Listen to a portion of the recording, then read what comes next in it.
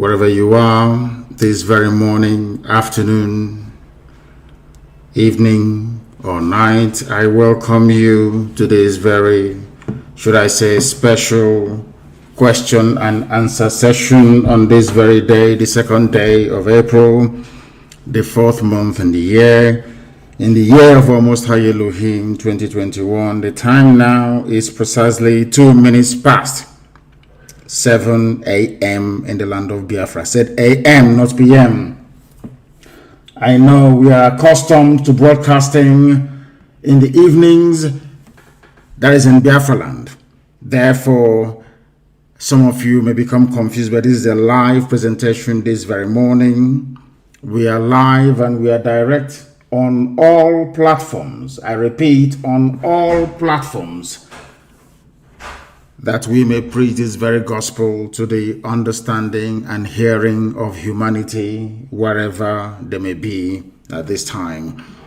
Allow me to welcome you, and as I do so, may I also encourage each and every one of you to welcome those who are around you. You can listen to us via Instagram, Mazi Nnamdi Kanu _official. We are on Instagram. We are live there. There are a lot of people there already. Eze Chinedu is there. Opara is there. Shedrack is also there. Kesia is there. Eduardo Chinedu is there. And very many people are there on Instagram. And I want Best Man is also there. A lot of people are there watching. We are also on Facebook. Best Man is also there. Facebook people are there watching. We are also on Facebook. Facebook with their suppression and restrictions, one of the most corrupt entities in the world. We are also there at Mazi Nnamdi Kanu. I'm broadcasting through a page that is not particularly well known, but I'm hoping this very morning that those of you who are there already will be able to spread this very gospel, that others may be able to join us on that very platform as well. We are on Twitter. If you go to my Twitter handle, official one, there are many fake ones being run by DSS, the Zoo State Police. Mazi Nnamdi Kanu is mine. If you go there, you will see it and you'll be able to join us. I'm sure we are the only ones who are streaming live this very morning on that very place. That's how you know which one is authentic and which one is fake. We happen to also be on satellite this very morning. We are on Ipob community radio app, which everybody must have. Everybody must download Ipob community radio. You must also download the authentic Radio Biafra app as well, so that you can participate and join us anytime we are live, as we are this very morning. We are going to pray a very brief prayer before we continue. But before we do so, I must reaffirm that I am Mazi Nnamdi Kanu, the leader of IPOB all over the world, the director of Radio Biafra and Biafra Television, and of course, by the very special grace of the Most High Elohim, a servant of the wonderful people of Biafra.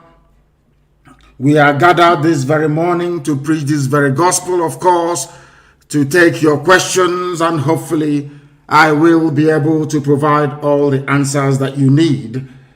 But right now, this very second, we are going to pray. And after praying, I will preach very briefly this morning to bring you up to speed as to what is happening with our beloved Eastern Security Network, the battle that is raging right now in and around Nsukka to dislodge terrorists, and what the Nigerian Army and police, and of course in conjunction with British High Commission, are trying to do in order to frustrate our efforts. This very morning, all over the world, people are going to listen to this very gospel as we preach it, and of course be able to learn from it. But before then, we must pray. Our lines are not open, please. I don't want anybody to call us now. Our lines are not yet open. That means you're not listening. Because if you're listening, there is no way you'll be calling us by this time. I know that some of us are very desperate to try to get their calls through. When our lines does open, please, I will take all your calls to the best of my ability. But this very morning, afternoon or night, depending on where you are, we must pray. And I'm going to pray in English language this morning, a very short prayer, a prayer prayed by Yeshua when he was on this very earth. A prayer extolling the supremacy and irreducibility of the Creator in heaven, that upon that very name and name alone, everything that was created was made possible. Our Father who art in heaven, hallowed be thy name, thy kingdom come. Thy will be done on this very earth in the land of Biafra as it is in heaven. Give us this day our daily bread, and forgive us our sins as we forgive those who sin against us. Lead us not into temptation, but deliver us from evil. For yours and yours alone is the kingdom. All power and glory is yours. This we acknowledge now and forevermore. He said, a very simple prayer, but one prayed by Jesus when he was on this very earth, acknowledging that only God Almighty in heaven is supreme. That was why he said, Our Father who art in heaven. We do not worship idol here. We only worship the one true God, and that is why we are going to prevail, and that is why Biafra will come in our time. This very morning, very speedily before our lines open to take your calls, I have a few things to bring to your attention. And not surprisingly, of course, the United States have now released what they call their country report on this zoological republic called Nigeria. The United States State Department, which is their foreign ministry, in charge of all their diplomats all over the world, including the U.S. mission in Nigeria. The reason why I'm touching upon this very briefly this morning is to bring to your awareness, or should I say, to bring to your attention once again what I have been saying all this while concerning the duplicity and complicity of most foreign missions in Nigeria. I told some of you, but you never listen. The thing about we black people is that we do not listen.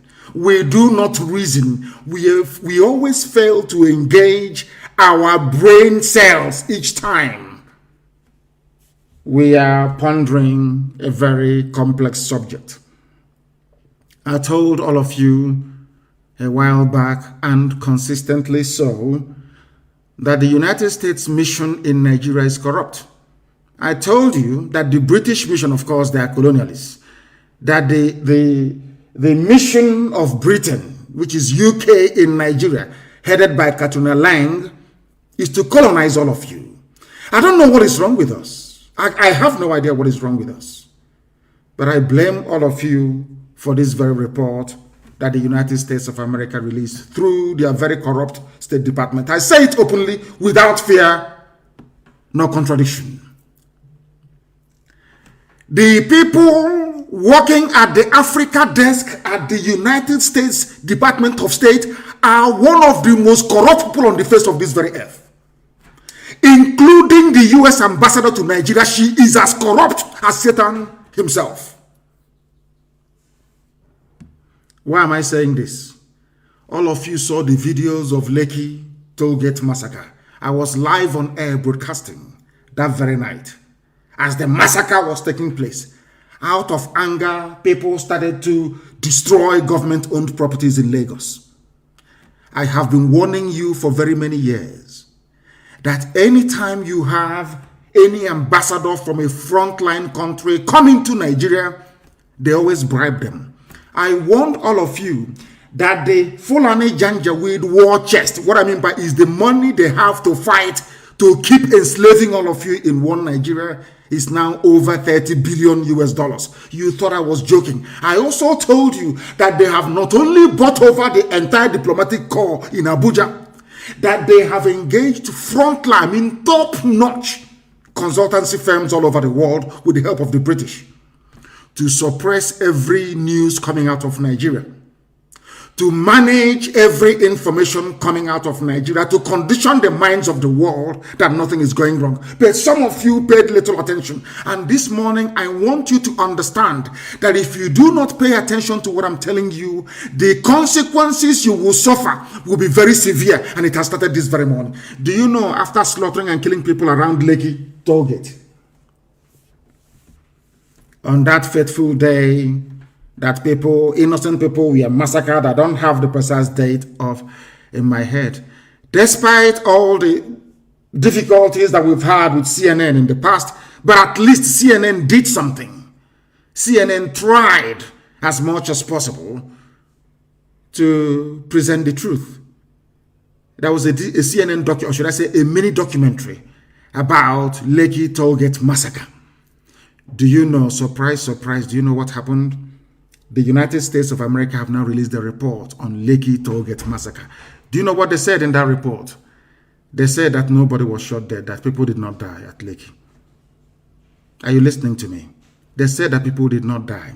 And this brings home what I have been warning all of you, or should I say all of us trapped in that one zoo called Nigeria. Our liberation is in our hands. The white man will not help us. And I will tell you the reason why the white man can never help us. The white man, as they have always done, is using the Fulani to enslave. That's number one. They have something to, both of them came together and agreed on something. We need Nigeria. We need all the ethnic populations in Nigeria. Britain, everybody has an interest. British interest is that they love controlling people, is in their blood, is in their nature. They need people to control people who will be their slaves. That's number one. Secondly, they need access to our oil and gas for free. That's number two. Number three, they want to keep on giving the impression that black people are useless, incapable of reasoning, that we black people deserve to be controlled by white people. Understand what I'm telling you this morning, please. It's very, very important. Because in time to come, the same way I'm reminding you this very morning as to the consequences of our stupidity, I will also go back and tell you, remember there was a day that I preached this very gospel live on Radio Biafra. I repeat, Britain wants to control you because they feel that they are God. They are white and you are black, you are nothing. That's number one. But because some of us are, did not have the benefit of sound or decent education, you may not appreciate what I'm saying.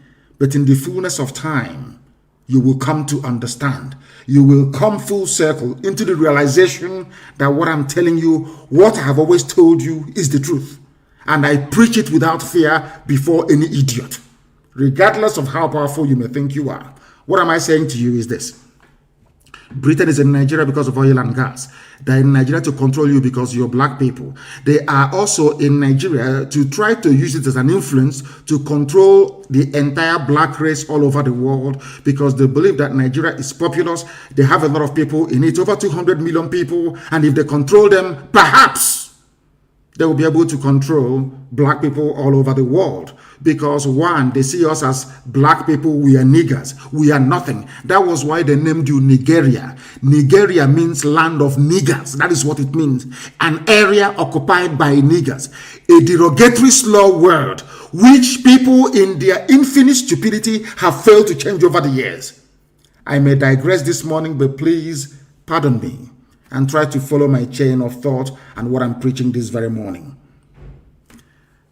America is there because of Halliburton, because of ExxonMobil. They are there because of Texaco. They also need oil and gas. Some of you may remember or may recall when Trump assumed power. That was in about, I think, 2016 or thereabout. He said something that most of his friends go to Africa to make easy money. That he is not one of those people. I now want to tell you the reason why the U.S. State Department released this very abominable report on the killing of innocent souls in Lekki. I also want to prove to all of you this very morning, it doesn't matter how many black people are serving in any administration in America. It doesn't matter. These are people they have conditioned to hate themselves. And they are the ones that sanctioned these lies. I have lived with white people for very many years. I know the way they reason. Some of you may be shocked, saying, oh, why is he saying this morning? Let me tell you one thing. At any period in history, a majority of white people will always support what is good. I repeat, at each given point in history, it doesn't matter how dark that very phase is. A majority of white people are conscientious. They hate evil. It is only a minority, a very wicked, evil minority, that will support what is happening in the zoo called Nigeria today, like the Africa desk of the State Department in America. We have confronted them many times. I have asked them, why do you people support evil in Africa? USA, yes. It is not the entire USA. I'm not saying it is the Biden administration, no. I'm not saying it was the Trump administration before this one, no. There is a clique, a group of people, highly corrupt individuals, manning what is called the Africa desk at the United States Department of State. They are the ones responsible for the evil happening in Africa. How? All of you saw that people were killed on that very fateful night at Lekki toll gate when it was being occupied at the height of the NSAS protest. And I also want to bring to your attention this very morning, I'm sorry to say this, that there is something fundamentally wrong. I've been telling you this about black people and the way we reason.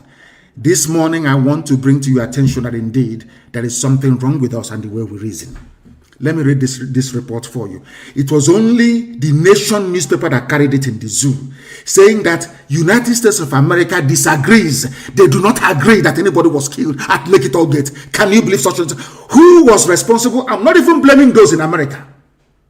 This is something I've been telling you all the time, but none of you do not want to reason. You don't want to understand. I said that the report they are given in America is compiled in Abuja by the U.S. ambassador and her team. It is anything they feed Washington that Washington will publish. And she is a woman. Now I'm beginning to understand the reason why, should I say, Eve was used to deceive Adam. I never knew that women can be this evil and wicked. 2 women. I am sure, had the U.S. ambassador been a man, such evil, such reports couldn't have been issued. What is paining me is that the U.S. ambassador to Nigeria is a woman. The British High Commissioner to Nigeria is a woman. These 2 women are presiding over the reign of Satan in the zoo. Let me read you the report. I'm going to quote them verbatim. Everybody saw that people were killed at Lekki, but this is the junk that a whole United States of America came up with. Supposedly the conscience of the world. America has the grace it enjoys today because God created the USA to bring a semblance of consciousness into the dealings of man on this very earth. That is why they are the longest running civilization since man came into this very earth. That is why the USA enjoys the preeminence that it does. But it seems to me that Lucifer has taken over America. America is no longer a country that speaks the truth. America is no longer a country that stands up for the poor. USA is no longer a country that stands up for justice and what is right all over the world. America is now effectively in the pocket of Luciferians. Simple truth. The US ambassador in Abuja could not convey to Washington. We are in very serious trouble, all of us. In very serious trouble. And unless we rise up now in a popular revolution, if we continue to prevaricate, if we continue to dilly-dally, if we continue to waste valuable time, we are all finished. I'll read it for you. The United States Department of State report on Nigeria. This is what it says. On October 20, members of the security forces enforced curfew by firing shots into the air to disperse protesters. America is writing this junk. The Lekki massacre that we all witnessed, America is telling us, they were not there, they're telling us that the army came and was firing shots in the air. I told you that Fulani has $30 billion. They have bribed the U.S. ambassador to Nigeria.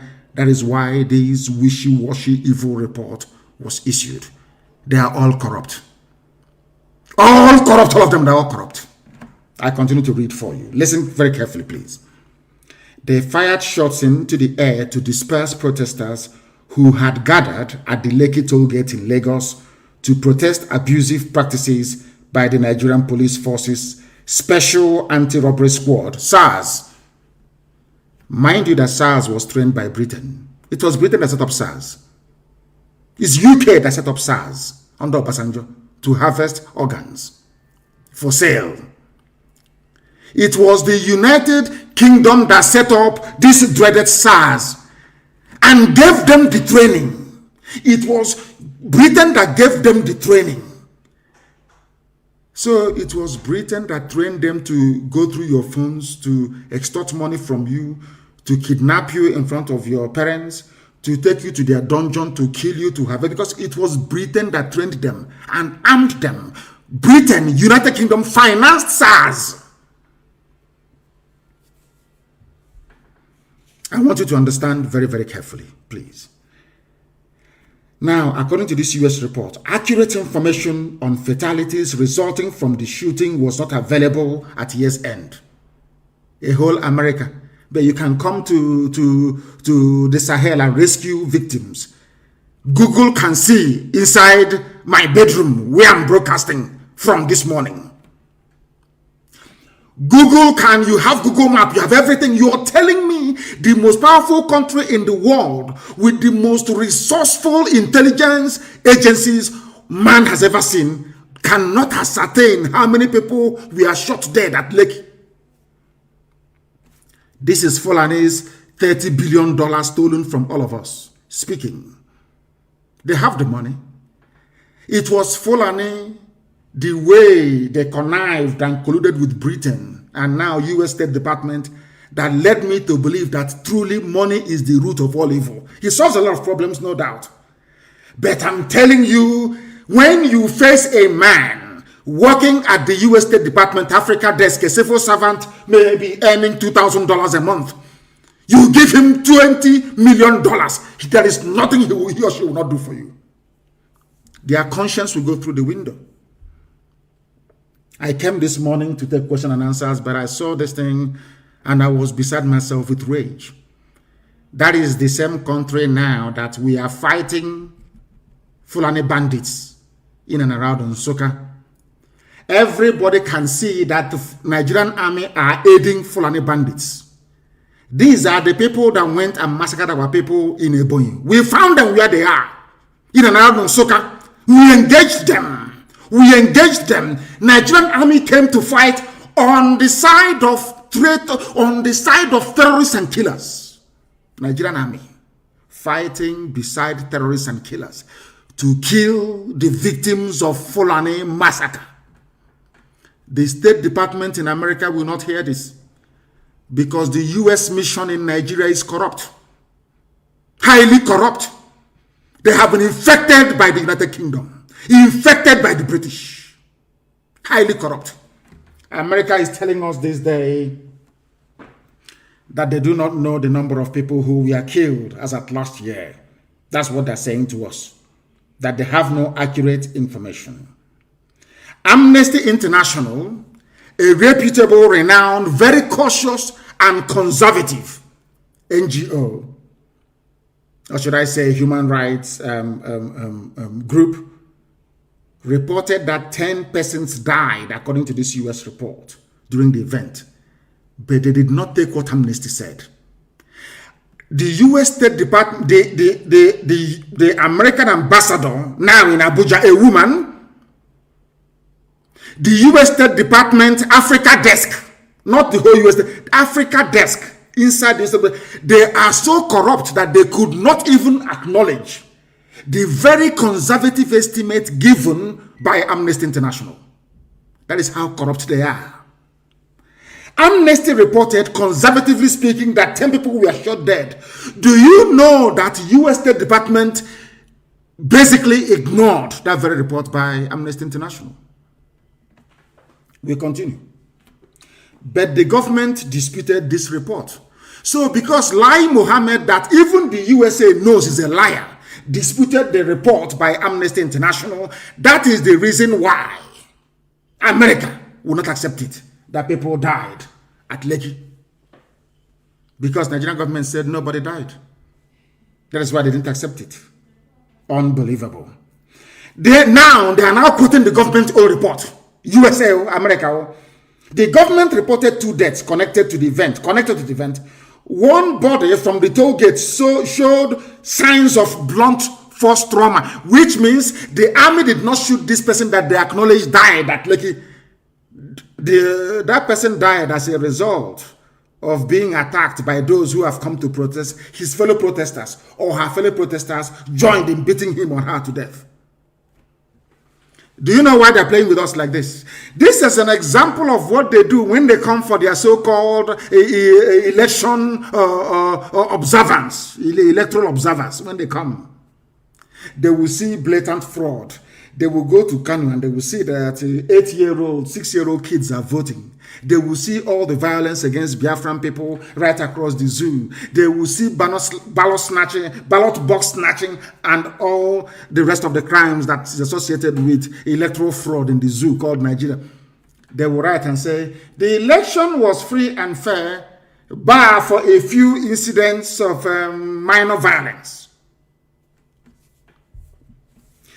I want to let people understand that if you're from any ethnic group in Nigeria, be you Duduwa, Biafra, or Kwararafa, Middle Belt, or wherever you come, even Hausa, that have been swallowed by Fulani, you must rise up to assert your right. You must rise up now to fight to be free. You remember over the years, during the time of John Campbell, America had a bit of conscience. They were in Lagos and in Abuja writing at least accurately, or should I say objectively, to the best of their knowledge about what is happening in the zoo.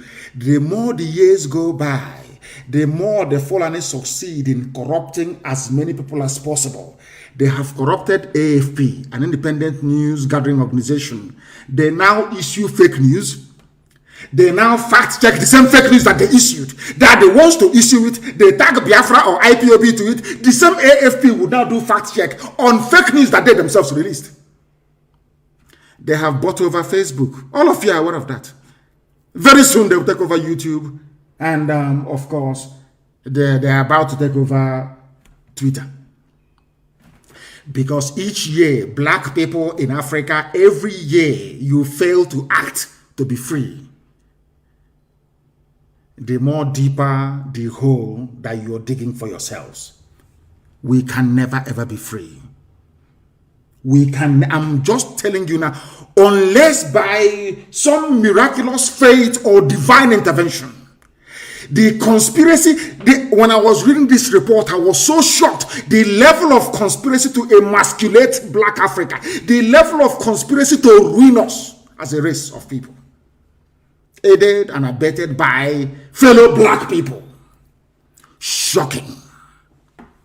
America said, they didn't even acknowledge. They said, Amnesty said 10 people were killed. Nigerian government said only 2 were killed. And out of those 2, 1 suffered signs of trauma, which means that person was not killed by the army. A second body from another location in Lagos had, from another location, look at how America is lying for Nigeria. From another location, not at Lekki toll gate.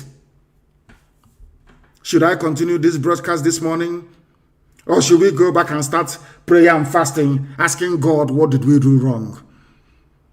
Why this level of humiliation? Why did you create a people? Did you create us to be servants? Did you create us to be...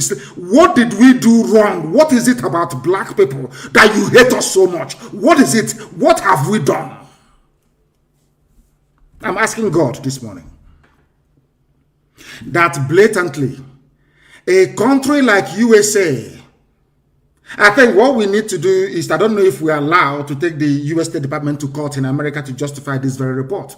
I don't know if their laws allow us to do that. I will ask my secretary if there is any law that can allow us to challenge this report in a court of law in America where all the evidence will be made manifest.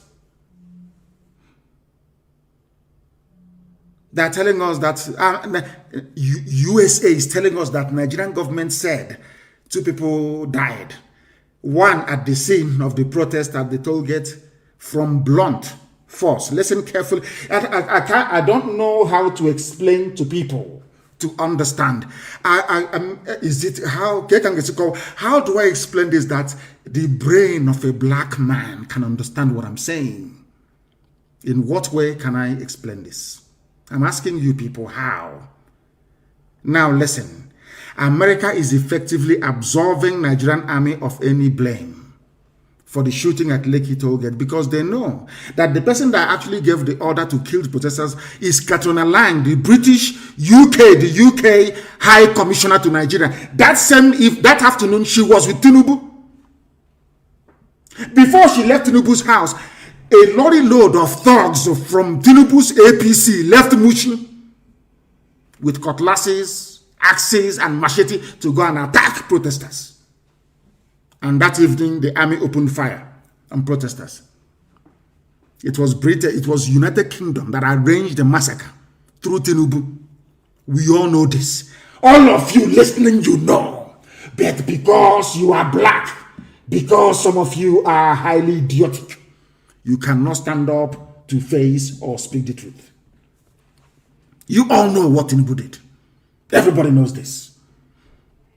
Now, USA is siding them. Britain have now managed to convince, United Kingdom now managed to convince the USA to side with evil. That is what I find, a whole USA, of all people, America, the hope of the common man on this earth, at least in a temporal form. Everybody looks up to the USA as the policeman of the conscience, the guardian of the conscience of humanity. Look at how they are behaving in Nigeria. And the ambassador is a woman. I never knew that women can be this wicked.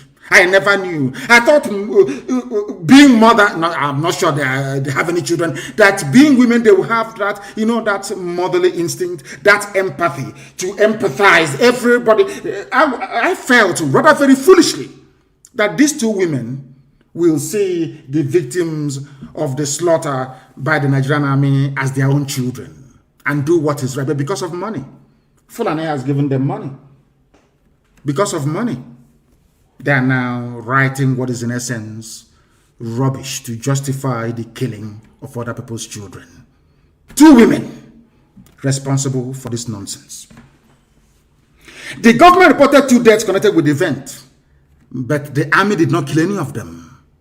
The one found where the army stormed died of trauma, which means if it were the army or if it were to be the army that shot him or her dead, you would have seen bullet wounds on the body. The one that had bullet wounds was recovered where the army did not go to. Do you see how they are consultant? Basically, Nigerian consultants in America wrote this report for the State Department and just published it. And we are all black people in Africa. Every day we claim we are suffering. Every day we claim that our quality of life is so poor. Every day we claim we're impoverished, but we are the ones responsible for bringing this mess on top of our heads. This type of nonsense couldn't have happened in a place like Japan because the Japanese people are one people, one culture, one value system, one social configuration. But in Nigeria, you don't have, Biafra is different from Oduduwa. Oduduwa is different from Arewa, Fulani Janjaweed. Fulani Janjaweed is even different from those in the Middle Belt. We are not together. We are not one people. That is why a white man can come in and tell us, after what we have seen with our 2 naked eyes, telling us that what we now saw is different. What you saw at Lekki tollgate is not the truth. The white man has spoken. I weep for we black people, and I weep for Africa. Because the problem is that It's like a black man enjoys suffering. A black man loves to be subjugated. It's like a black man loves to be a slave. A black man, I don't know what it seems to me that if our existence is not validated by a white man, we shouldn't exist at all. Lies by U.S. State Department Africa Desk. A second body was found somewhere outside Lagos that had bullet wounds. I'm reading you the report itself. The government acknowledged, according to the United States government, acknowledged that soldiers armed with live ammunition were present at Lekki tollgate. Now, who shot those people that Amnesty said died? Let's say 10, for instance. It's still not the army. At year's end, the Lagos State Judicial Panel of Inquiry and Restitution continued to hear testimony and investigate the shooting at Lekki tollgate. That's the end of that's it. End of story. And let me tell you how evil these people are. I want to tell you how evil the Africa desk at US State Department. I want to tell you that these people are demonic. They are demonic. They are possessed by loose. They are demonic. Satan is working with them. There's another section called disappearance. I'll read the report for you as well. In August 2019, to mark the International Day of Disappeared, Amnesty International issued a statement calling on the government to release immediately hundreds of persons who had been subjected to enforced disappearance and held in secret detention facilities across the country without charge or trial. They are talking about Biafrans airlifted from Obibo, but they cannot say it. Because if they say these are Biafrans airlifted from Obibo being held in secret detention facility, the world will ask questions regarding Biafra. So they never mention any names. Are you following?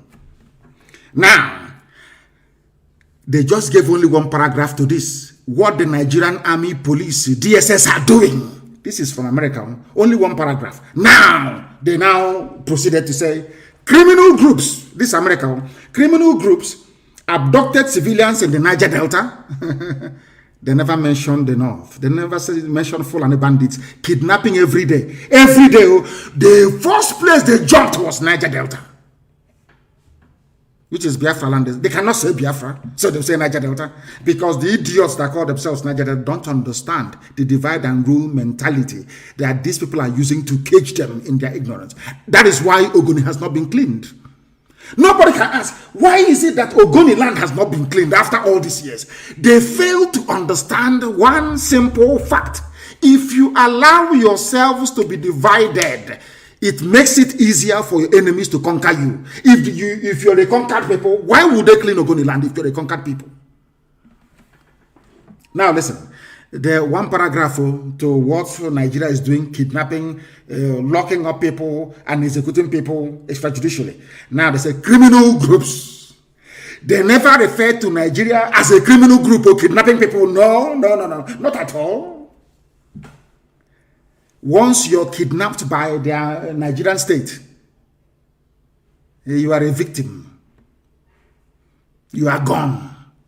America will not look for you. It's even beaten as encouraged. United Kingdom are the ones encouraging the Nigerian government to do it. To put fear in people so you cannot fight for your right. Now listen. They said, criminal groups abducted civilians in Niger Delta, the southeast. Have you heard them now? And the northwest. What Fulani bandits are doing in the Middle Belt, in Benue and Plateau, America did not mention it. I want you to remember again what I told you before about the $30 billion war chest El Rufai and his team they have at their disposal to bribe anybody bribable in the world. Let's say you are Biden. Are you going to say no to a $1 billion bribe from Nigeria? The answer is no. You will take it. You will take it. I don't care who you are, you will take it. That's what they're doing.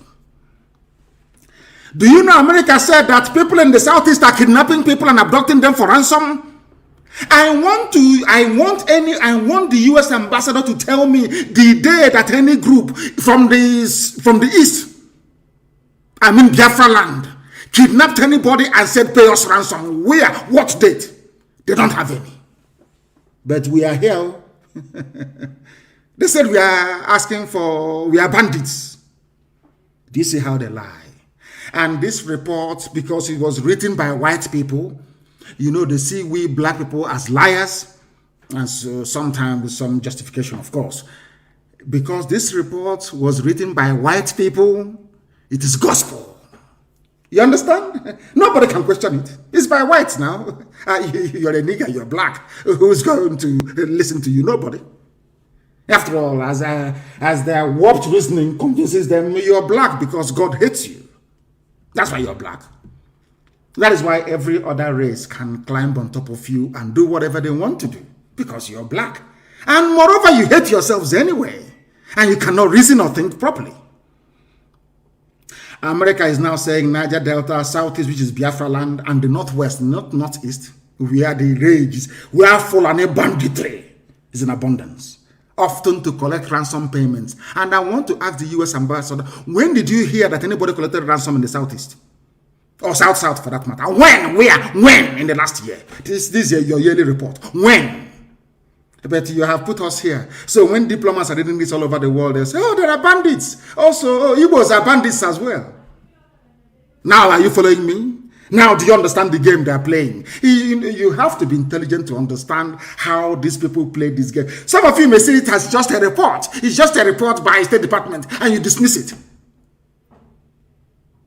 We are not dismissing it. We are taking it very seriously, because we have no criminal groups in the East. None whatsoever. And nobody collected any ransom. None whatsoever. He said, and now, listen carefully, they said, now, for example, they now want to give example. America wants to give you an example of these criminal groups they're talking about in Niger Delta, in the Southeast. For example, they now gave an example with what is happening in Katsina State. Not in the Southeast.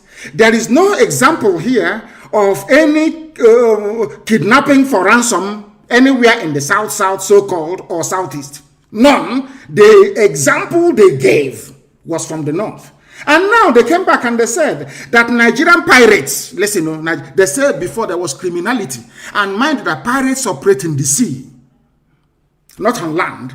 But when they were talking about criminal groups, they said that these criminal groups were based on the ground. Now, when they want to give us an example as to what these criminal groups may have done, they gave us an example with piracy in the sea. And piracy is being done by Fulani people in Nigerian Navy. They are the ones doing the piracy. These are Janjaweed, this Fulani, is naval, the zoo naval officers, the criminal elements amongst them who are doing piracy. Not any Biafran. But of course, US wrote it down.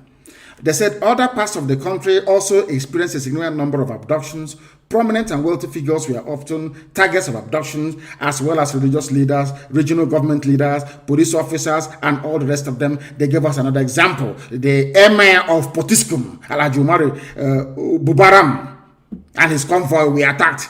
They did not give us an example. This was last year of anything that happened in Biafra land. But they criminalized all of us. That's how they roll. Now you understand it? So when you go and you're saying to diplomats all over the world that these are what Fulani people are doing to us, killing us every day, they will say, oh no, but you people are also criminals. America said so. It's called equalization. So from being on the offensive, you now become defensive. And now you can now see how United States Africa Desk is trying to justify Fulani banditry in Biafra land. Because if you're chasing them, all of you are criminals. But we should fold our hands and allow them to attack us as they have done repeatedly, both in Ebonyi and also in Enugu State. That was why Sahara reporters of all people said that Nigerian army currently engaging ESN operatives in gun battle in Nsukka. And I have said this thing to Yoruba journalists all the time. You people are the cause of the suffering of all our peoples today.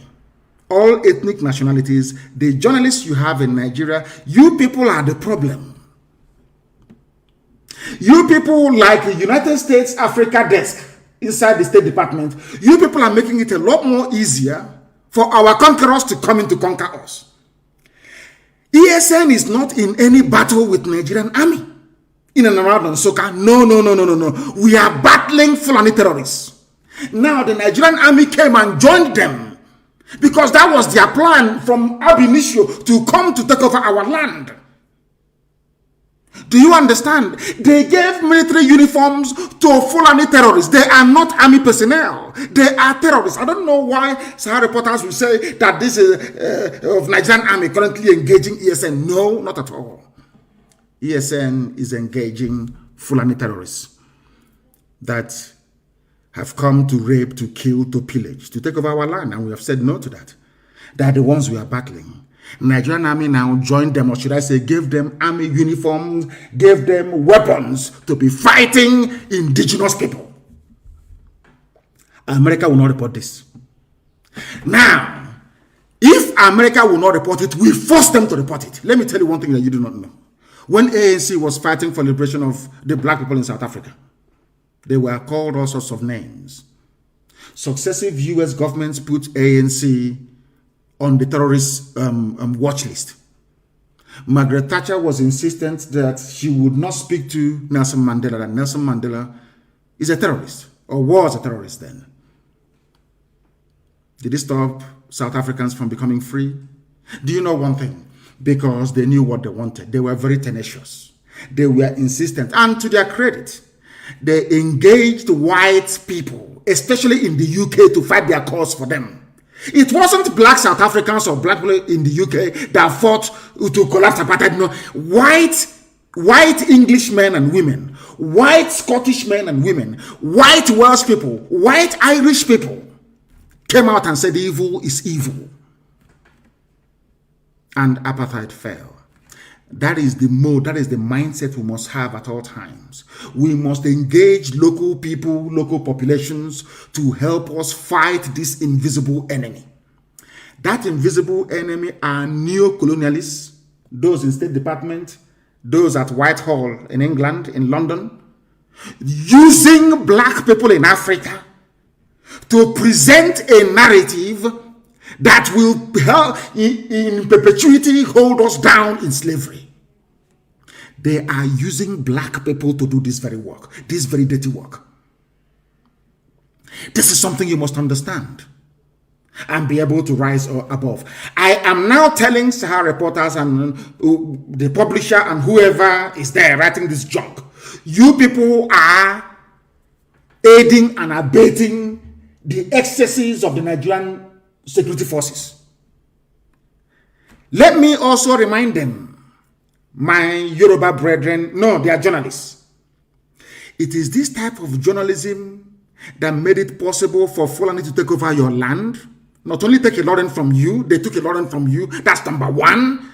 Now they have sent some of you into exile in Benin Republic. It is this type of reportage, this type of journalism, junk gutter journalism. You never knew that Fulani were there terrorizing our people in Nsukka. All these years, you never reported that. They went to Ebonyi, killed us, ran to Nsukka, because we said we'll find them. We have found them and we're engaging them. And Nigerian army have come to support them. The same way, that is how your own village, maybe somewhere around Ogumosho, will be taken over by them. You know the funniest thing? Shame won't even allow you to report it. That's why I say to Yoruba journalists, you see, the more you write all this, your junk in support of Fulani Janjaweedism, the day they attack you, shame won't allow. That is why there are Yoruba people in Benin Republic as refugees, but you cannot write about it because you are ashamed of yourselves. These are the things you need to understand. And as I have said before, and I will continue to say, black people should stop allowing themselves to be used by white people to work against their own collective national interest or survival as a people. Any day we realize this, we would have survived it. Now is the time for uprising. America will not save you. Britain will instead, they will join your oppressors to kill all of you. We must rise up. And the time is now. They said troops of the Nigerian army are currently battling gunmen suspected to be, we are not gunmen. We are Eastern Security Network securing our land against Fulani Janjaweedism, or should I say Janjaweed tendencies. The Nigerian army have joined them. That is why anywhere you have Fulani terrorist camp, nearby is a military barrack. Across the entire length and breadth of Biafra land. Anywhere you have the Nigerian army, nearby is a Fulani terrorist camp. And these are people they told us are from Niger, they're from Senegal, they're from Gambia, they're from Chad, they're from Niger. They're not Nigerians, mind you. That's what they told us in the beginning. I don't know where our brain goes to sometimes. I have no idea what happened. Hey, Lord have mercy. I have never seen a more idiotic race. I have never seen. How can will a white man allow himself to be used against his own country? Black people, why can't you reason? Why are you allowing yourselves to be used? Is it because there is something demonic inside you? What is it about you people? What is it about you people that you can never ever understand? What is wrong with you people? I ask. What is wrong with you people? Blacks, what is wrong with you? That you can never reason very well. May Lord have mercy upon you. So those of them writing and saying ESN is battling the army joined them and we need to battle them. You're joining terrorists to come and kill our people in and around Nsukka, in fact, Enugu and Ebonyi. And you want us to keep quiet? You must be dreaming. You must be joking. So we can go on exile to maybe to Ambazonia and become refugees inside Ambazonia. Is that what you want? As Yorubas are now refugees in Benin Republic. Yoruba journalists, have you seen what you've done to yourself? Out of shame, you cannot report what is happening to your people, what the Fulanis are doing. Out of shame. And it's like a virus. The more you ignore it, the more it's eating inside you. The day they come out in the open, Yoruba land is gone. That is why I support every frontline Oduduwa activist. I support them with everything that I have. I will support them. They are the ones that have realized that you people are in trouble. But an average, corrupt, idiotic Yoruba journalist have still not realized what is happening. They don't know. The Gani Adams of this world and the hosts of this world, they have come to realize what is going on. But your average Yoruba journalist is still living in a fool's paradise. In a fool's paradise. That's something you must understand. So I want to correct this stupid thinking that we are battling the army. No, we are battling terrorists. If they're in Nigerian military uniform, if they're in front of us, ESN will battle them. ESN will battle them. All that time they were saying, oh, don't form Amoteku. Amoteku is bad. Yeah, our country, our unity, our unity. They were busy planting Fulani terrorists in Yoruba forests. You don't know that? Has it not come out now in the open? By the time they realized it was too late. Now Amoteku is incapacitated. That's idiot weak. He's saying he's forming a group to defend him.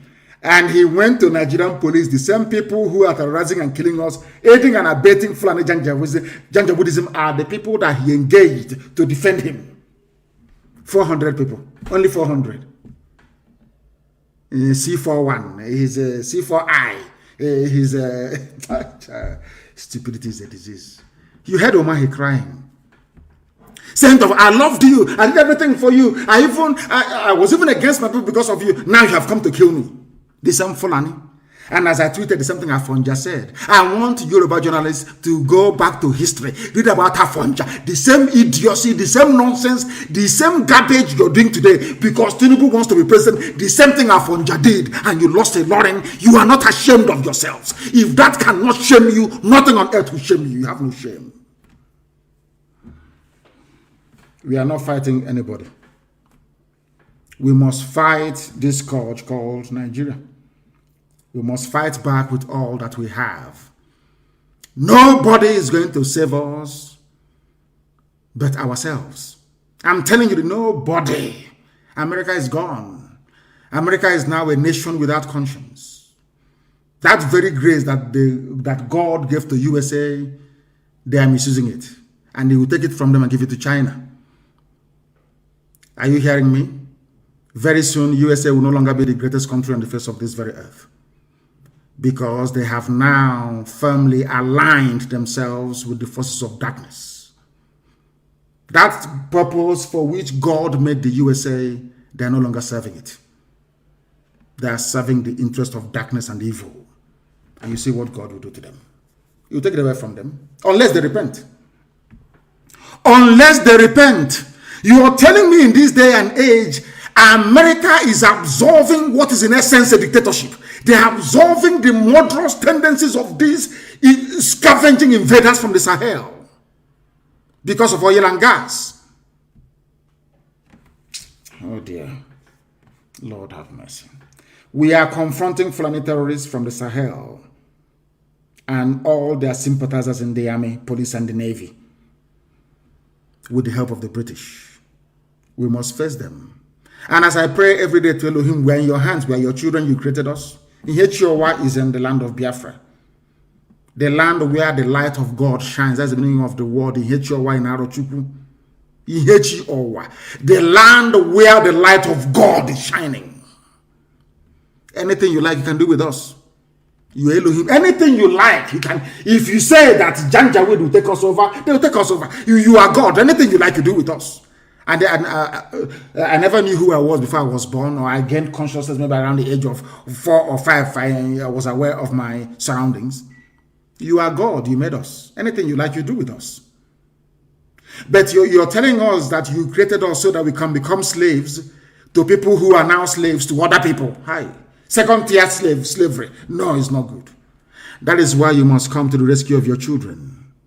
That is why you must infuse into our brains, into our being, a level of consciousness that will allow us to realize the danger that we are in and hurry up to extricate ourselves from it.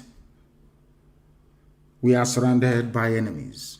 Not just Biafrans. Yorubas are also, they're also surrounded. Middle Belt is gone. Middle Belt was the one Nigeria.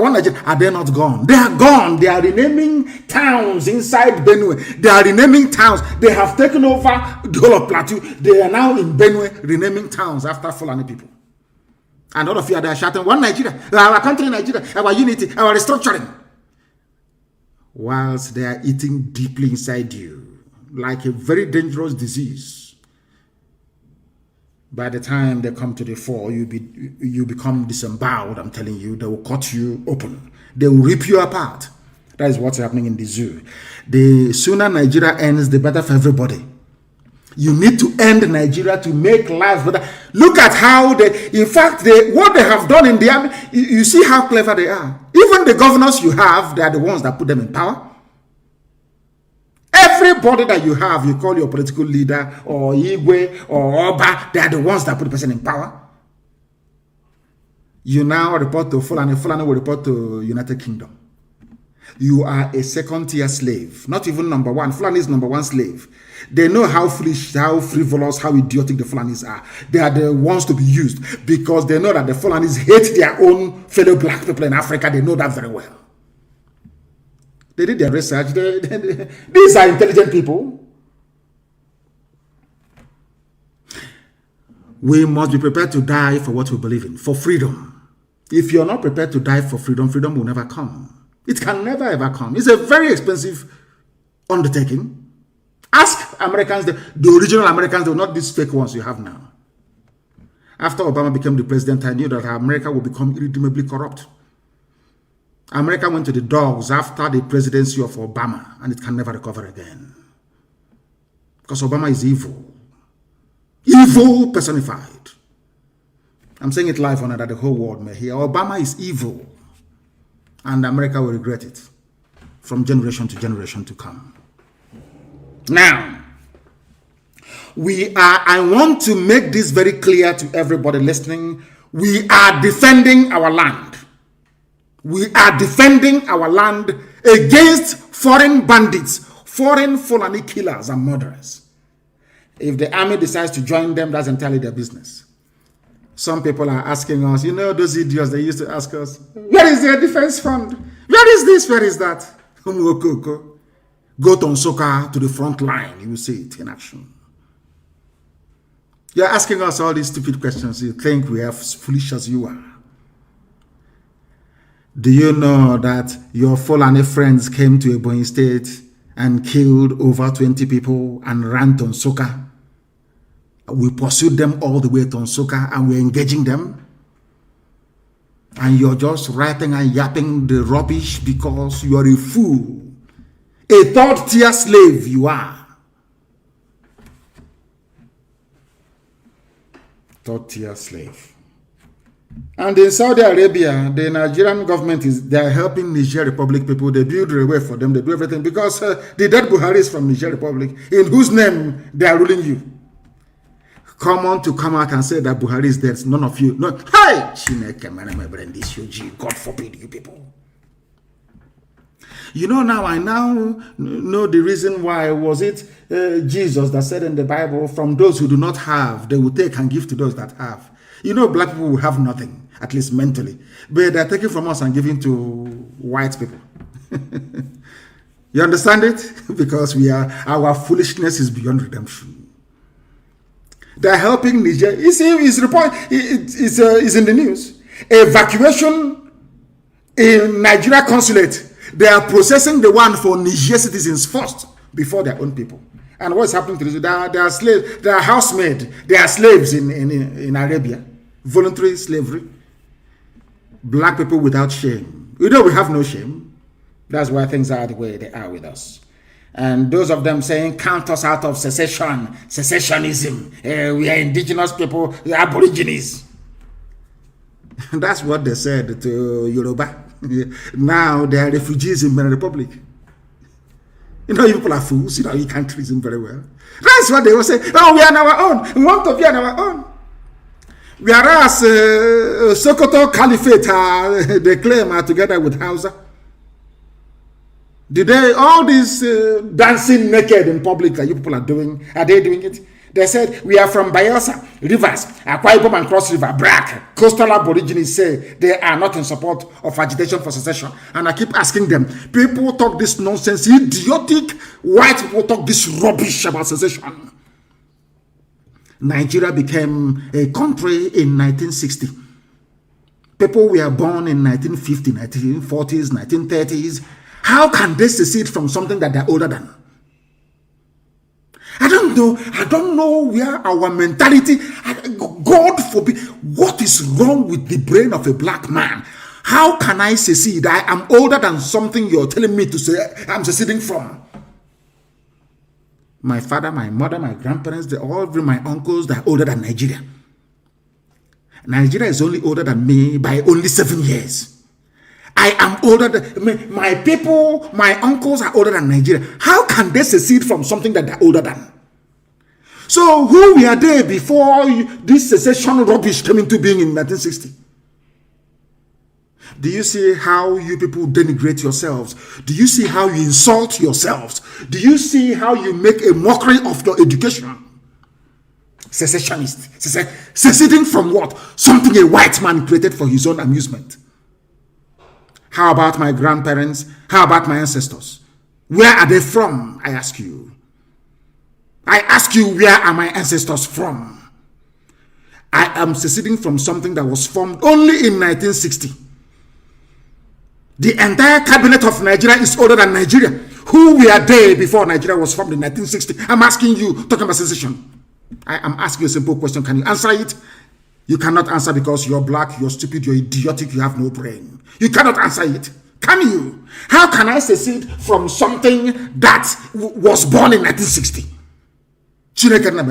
God have mercy upon your ignorant souls, you black people. You are a shame, you're a disgrace to even your own selves. Secession. Seceding from what? I'm asking you. Something a white man created, and you're not even ashamed of yourself to use the word secession. Mad people everywhere. Brag. That's how they deceive you. The day they come to take your land, you'll be crying like a little baby. The history of Hausa people are there to remind you how not to treat the Fulani. The history of the Wagi people is there. The history of Nupe people is there. The history of the Bachama people, they are there for you to see, to learn from. You have history that you may learn. The history of Afonja in Yoruba land is there for you to learn. how the Fulanis behave. But idiotically, you will never understand because you're black and you're useless. You are created by a white man. Nigeria is a product, is a racist product of a white man. You idiots, understand it for once.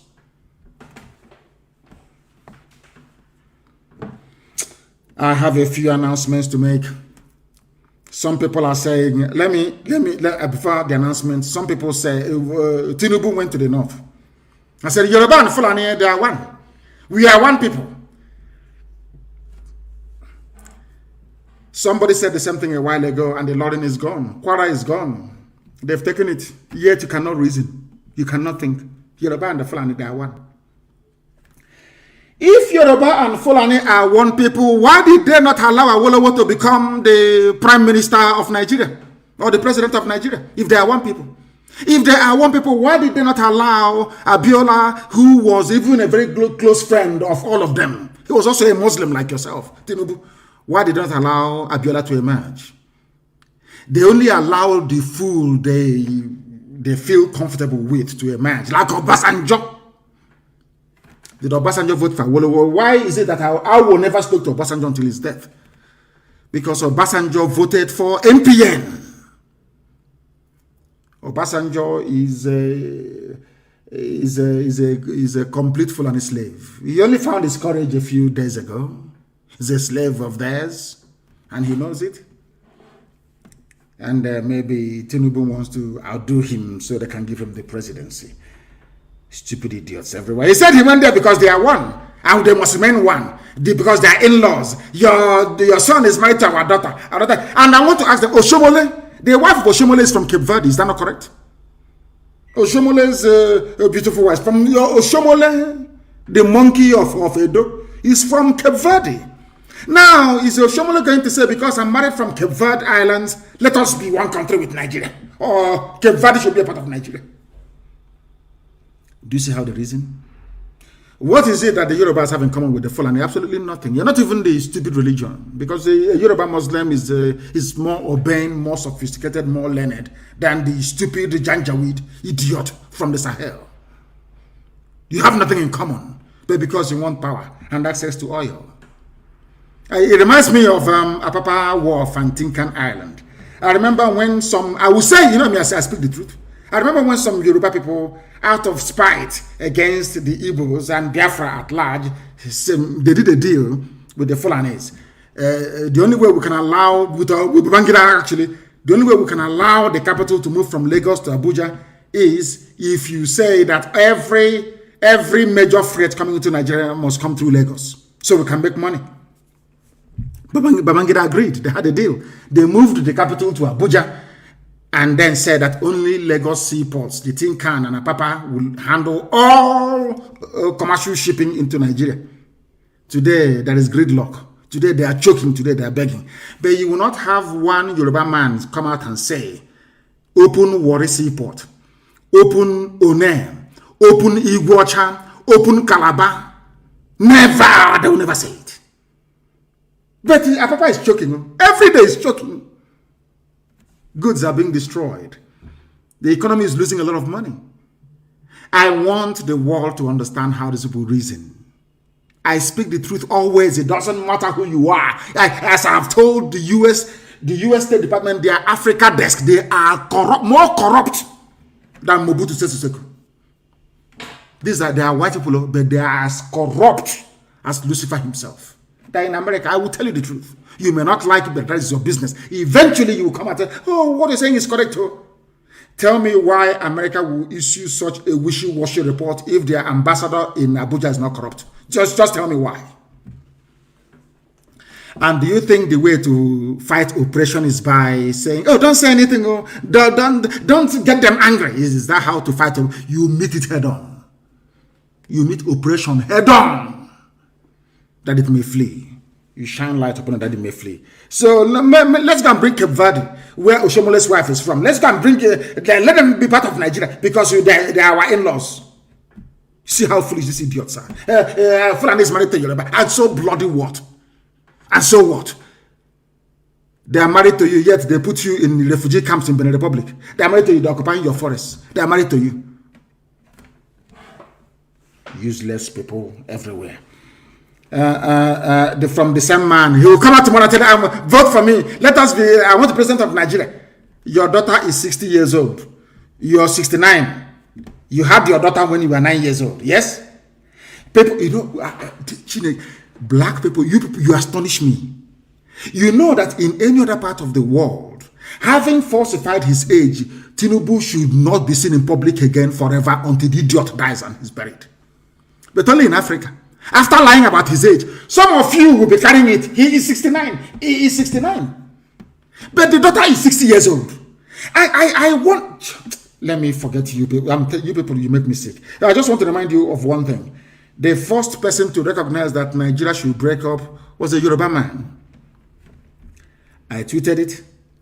His name is Modiyu Adeniyi Oshinowo. 27 years, and he was killed by Fulani. Of course, he was killed.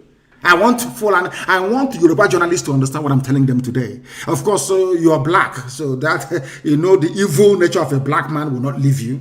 That part that wants to betray, you want to serve another god. That thing in us. We love foreigners. We want to serve them. We want to bow before them. Once you're white, you are God. Even if they bring the picture of a dead actor, the actor telling you, "I'm not Jesus," you say, "Of course you're Jesus. I'll bow before you. After all, you're white." You know that mentality in we useless black people that is afflicting some journalists. I want Yoruba journalists to understand this morning, afternoon, or night, depending on where you are. The first man to call for the division of Nigeria was a Yoruba man, Mr. Modiyu Adeniyi Oshinowo, and he was killed. Why? He said, if Pakistan can break away from India, if they can disgrace Awolowo the way they did, sooner or later they will be defecating on our heads. They will be using our head as a WC, as toilet. This man said this thing in 1960 as you were celebrating your useless flag independence. A Yoruba man, a visionary, Modiyu Adeniyi Oshinowo, said, if we allow this nonsense to continue, they will come into our land and they will take it. And it's happening to you today. And Yoruba journalists is video that prescribed IPOB, prescribed our nation, our country. Zoological Republic of Nigeria, a Yoruba man. Let me use your term, secessionist. The foremost secessionist in Nigeria is a Yoruba man, Mr. Modiyu Adeniyi Oshinowo. I tweeted it. Go to my Twitter, you will see it there. Because you don't know history, you have no regard for knowledge and education. But here we educate you, we enlighten you, we bring to your understanding things that you would rather not know about. You run away from it, we bring it to your attention. Pakistan was with India, Bangladesh, all of them. Very soon Kashmir will be free. We are not one people. Why don't you get into your skull? Britain had all of them together as one country, as one India. They said, no, we are not together. They said to the white man, with due respect, we are not the same people. Hindus are different from Muslims. Pakistan is not the same as India. They left. Bangladesh left. Everybody on their own. And that is, of course, relative peace and quiet. You bring some vandals, some blood-sucking demons from the Sahel. You bring people who believe in monarchy, in bowing down before somebody. You bring Republicans from the East. You join them together as one country.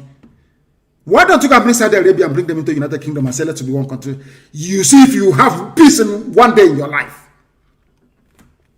All of you read the Bible, you don't know anything from it. You read the Quran, you learn nothing from it. Funny enough, the Torah is also the Quran and also the Christian Bible.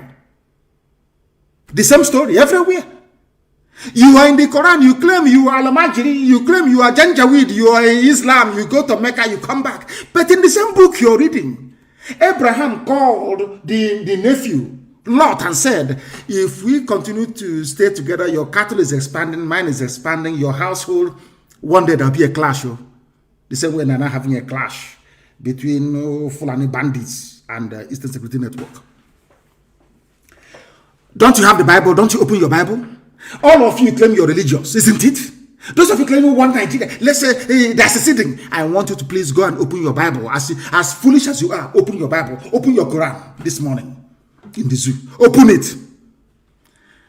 Abraham was related to Lot by blood. By blood. I said by blood. At a time, Abraham said to Lot, his own flesh and blood, if we continue to stay this way, your headsmen will clash with mine, and there'll be trouble and bad blood between us. In order to avoid it, please, you are my own brother, my own flesh and my own blood. Let me divide this land into two. You, first of all, take one, and I will take the other one, that peace may reign. It's in your Quran, isn't it? But you want one Nigeria. Can Nigeria really contain all of us? The answer is no, because Nigeria was created by Satanists, a demonic white man and a deranged, a drunkard, a deranged white woman. You will never learn, will you? Here we preach the truth, the whole truth and nothing but the truth. You may not like it, but eventually you come to appreciate it. And I want to warn that Eastern Security Network do not issue any telephone threats to anybody. We don't threaten anybody.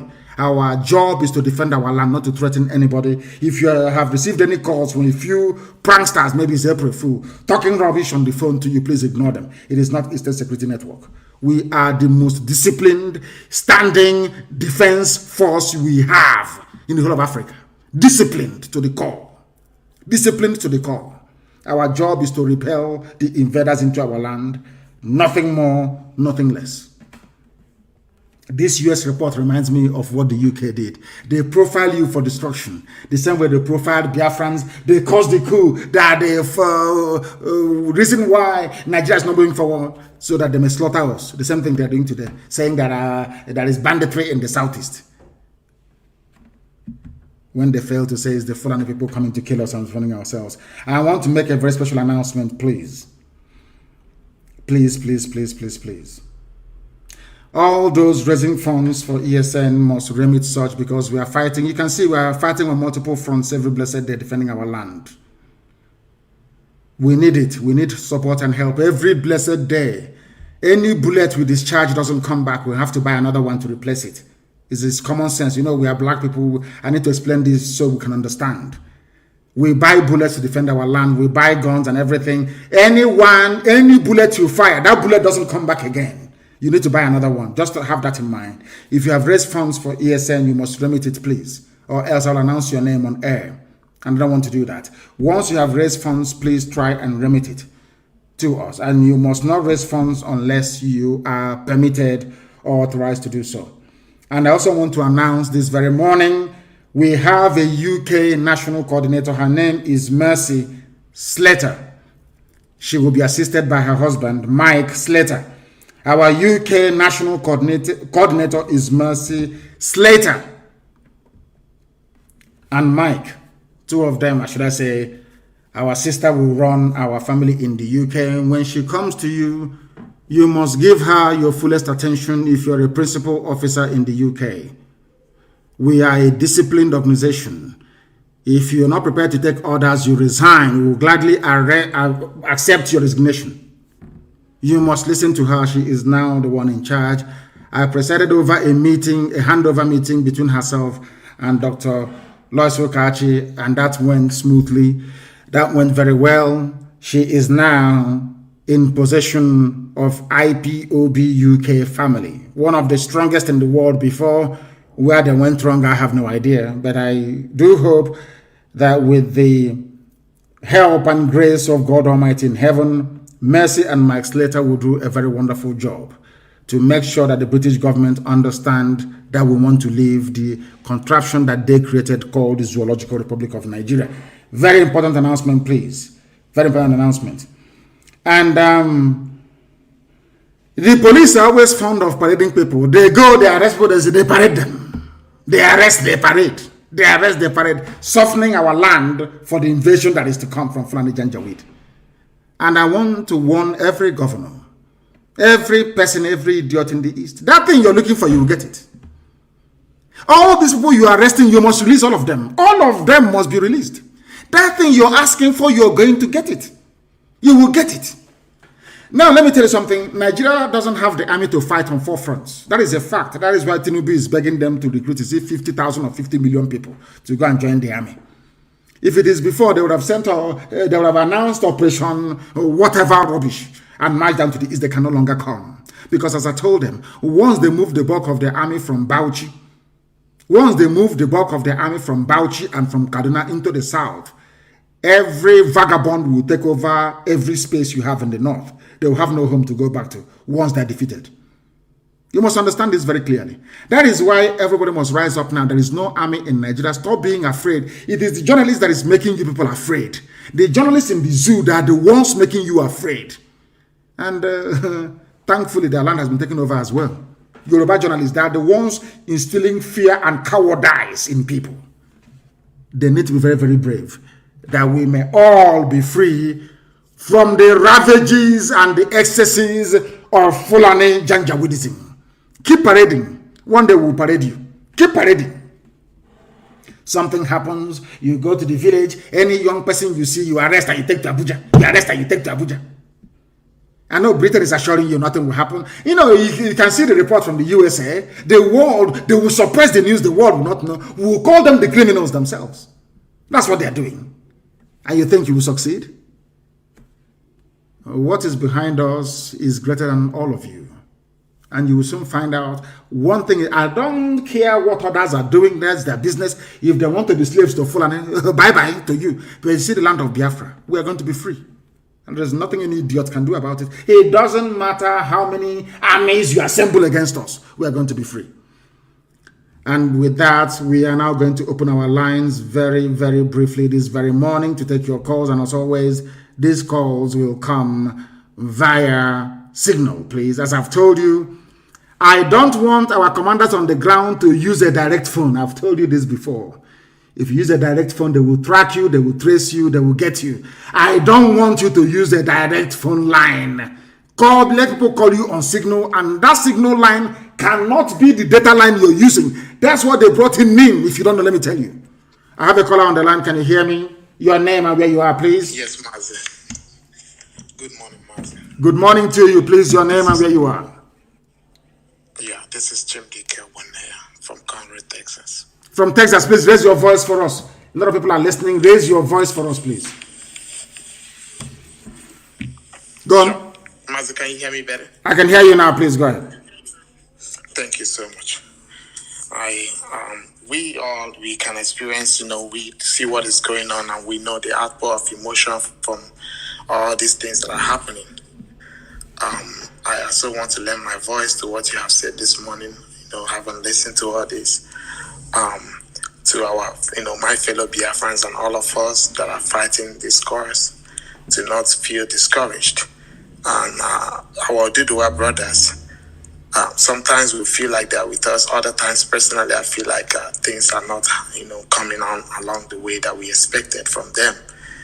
But with this report from the U.S., it is already evident that we have to fight as a people and not bother about whoever we feel is supporting us and whether they are with us all the way or whether they're not.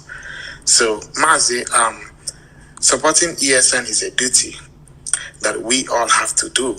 We all have to continue to provide our support and make sure that we do it to the point that we achieve the freedom that we have all waited so long for. I wanted to ask again, Mazi, please, is it possible that we can all, the IPOB and every Biafran in the US, petition our whoever we can, to get this message across to them that what this report that they passed is not what the situation is, with all the evidences that we have in hand, to support this march towards freedom. And as well, when the 1 million man march that we have already, put a message across to the Washington happens, it will be much easier for us to communicate to the US that this report and everything that is coming out from the zoo is all stage managed just to bring down the struggle of people that have so yearned for freedom. So that's as a question and as well a suggestion. Let me come in here. It's something that we expect all of you in America to do, because in America they respect votes. They respect votes a lot. We are many in America. Biafrans, we are close to 1 million people in America, if not more. If you add Oduduwa to it, we are pursuing 2 million people in America. We must go all out in force to let the legislators in America know, the lawmakers, because there are good ones amongst them, to let them know that this wishy-washy report from the State Department is a lie. We call it a lie. America should send an independent fact-finding mission to Nigeria. We must make them understand that the ambassador is a corrupt woman. In Abuja, she is corrupt. We must be blunt and bold to tell them that the State Department Africa desk is not fit for purpose. It's not fit for purpose. They are liars and they're deceivers. And they're deceiving American people. That is how we bring to the fore the issues bedeviling the zoo called Nigeria. Because Britain is very clever. Very, very clever. They know how to do this. Very, very clever people. They will go and use the status of their special relationship with America to twist every narrative. That's what they do. Look at them saying that there is a ransom taking in the Southeast when it's a lie. They did not cite one example. So we must go all out, and we're going to speak to our lawyers. They will prepare a dossier of the facts happening on the ground. Each and every Biafran, if you're in IPOB, if you're not, every Oduduwa, if Oduduwa Republic or not, you must submit that report to your parliamentarian, wherever you are in America. Tell them that this State Department report is a lie. Call them liars to their faces. That's what we're going to do. Thank you very much. Thank you, Mazi. Mazi, one more question, please. Are we still in on the plan with for the 1 million man march this year? It depends on, COVID is the ruler of the world now. So the devil behind COVID will determine.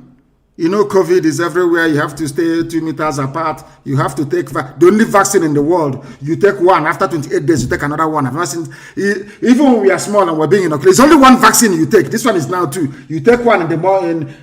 Now, after 28 days, you take another one. Even at that, you're still wearing a mask. The whole thing is a complete mess. So we wait for COVID to decide. COVID is the one that decides what happens these days. So we are waiting for COVID to tell us exactly when our 1 million man march is going to be in the USA. We must have it. We must have it to let the whole world understand that what America is issuing is blatant falsehood. Thank you very much. That was how Obama went into Libya and destroyed Libya for no good reason. Destroyed Libya for no reason. Destroyed it completely. And today, Libya, the civilization has gone back 1,000 years. Our lines are open, of course. I'm not even sure. People are calling. Let me see if I can get the number that people may be able to join us this morning. +44, please, the UK number on Signal only. +44 77 61 82 5346 for this morning, please. That is the number to get us on. I know a lot of people are trying to get through. A lot of people are trying to get through. If you call us, if you're a first-time caller. Let me see if I can take this call. The caller on the line, I don't know if they're still there or if they have disconnected. I believe there's somebody called Dozier trying to get through to us. Please, if you call us, give us your question, ask your questions. All those questions you've been meaning to ask for very many years, you can ask it now. Once you ask it, then we can be able to answer you. I'm no longer hearing about defense fund. I don't know what happened to that idiotic line of reasoning. And I'm no longer hearing about them again. Or our money this, our money that. The caller on the line, can you hear me? Yes, I can hear you, you see. Please, your name and where you're calling us from. Okay, my name is Chidin Mado. I'm calling from Hong Kong. From Hong Kong, please go ahead. All right. But you see, please, you have to give me some time. I have a lot of questions. So I don't know if I should throw the questions and you respond. One at a time. One at a time. Under 2 minutes. Okay. One at a time. Yes. One at a time. All right. Well, you see, first and foremost, I want to greet you. I want to thank you because whatever they said that you are, the people that said that you are a criminal, that you are this, you are that, all our enemies fighting you, I tell them that's exactly what you are, because if you don't have those qualities, there is no way you could have faced people like Rita and the Borg and all these people from all these years are still sustained, and IBOB still stand today, and we're still doing wonders. So I greet you so much. We were together when you were in Hong Kong in 2015 before you were kidnapped by the zoo. Yes. Now, Oyisi, please, my first question is this. Where should I start? Okay, let me start by, capitalism in America, I'm talking about when Biafra is restored. Capitalism is a very wonderful thing, but it has become a monster in America that is about to swallow the whole world. You understand what I'm saying? I don't want to mention names about people that are doing whatever they are doing. Now, how do we checkmate it in Biafra to make sure that it doesn't become the monster that it has become in America? Should I throw more questions, or you want to address this? I want to address this one. It's very simple. If you look at the model they run in Switzerland, in our land, we have the perfect balance, the perfect mix. That is, capitalism is about private ownership of property, and to an extent profiteering, which means you do your business, and depending on the forces of demand and supply, you can either fall or you stand. So we are going to run a laissez-faire economy. We're going to run capitalism in Biafra land because it's been there from time. People have been owning properties privately. But we also have communal land, if you have forgotten. We also have land that we own as a community. So nothing is going to stop us from also doing communal stuff. Basically, it's getting the balance right. If you go to Switzerland, it's there. Everywhere you have private sector participation, you also have state sector participation as well, or partnership that will help us move forward. We are going to get the blend right. Don't worry about that. We're not going to have this rampant, should I say, unconscionable capitalism where people will now build roads and charge us however much they like. That's not going to happen. The state will still participate in certain areas or aspects of our life, but in the main, we are going to be a capitalist economy. Next question, please. All right. Thank you very much for that, sir. I will take my time and listen to it again when the broadcast finishes. The next question is this. You said that there will be no guns in Biafra land, that even the police will not have guns, that we're going to run a society that will be gun-free in order to keep our society free of guns and peaceful. Yes. But let me remind you that in those days of during the time of Hitler couldn't invade Switzerland because most of the citizens have guns. What if we have a kind of, who knows, we are doing it for the best, as in what we think that is the best for our people now, but something might arrive tomorrow or something might come up tomorrow that will rebel against the people or be a threat to the people, that the people have to defend themselves, that their government may be kidnapped or hijacked. You don't know what will happen tomorrow. Is it not better for every citizen to be mandated to have a gun with stringent rules than to be defenselessly hoping for our government to defend us? What if something goes wrong in the future that will warrant that the citizens have to stand up, just like the situation that we find ourselves now? Now, yes, in a normal situation, when the zoo Nigeria breaks up, to the east, we are going to have our Amazonian brothers to the east.